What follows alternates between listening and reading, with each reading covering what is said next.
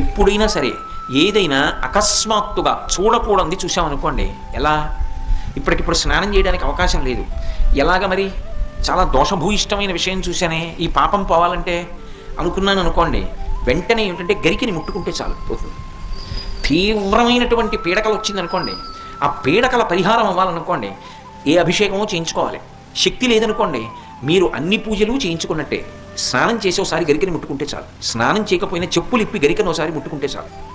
అందుకే శతమూలా శతాంకురా సర్వగం హరతు మే పాపం దుర్వాదు స్వప్ననాశిని. ఓ శతమూలా శతాంకురా, నువ్వు అనేకమైన వేర్లతో ముందుకెడుతుంటావు, అటువంటి అంకురా నిన్ను ముట్టుకుంటున్నాను. దీనివల్ల ఏమవుతోంది?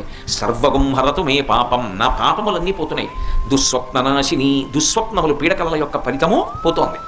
అటువంటి గరిక విఘ్నేశ్వరుడి పాదముల మీద వేసి తీసి కళ్ళకద్దుకుని తల మీద పెట్టుకున్నారనుకోండి, విఘ్నములన్నింటినీ కూడా తీసేస్తాడు.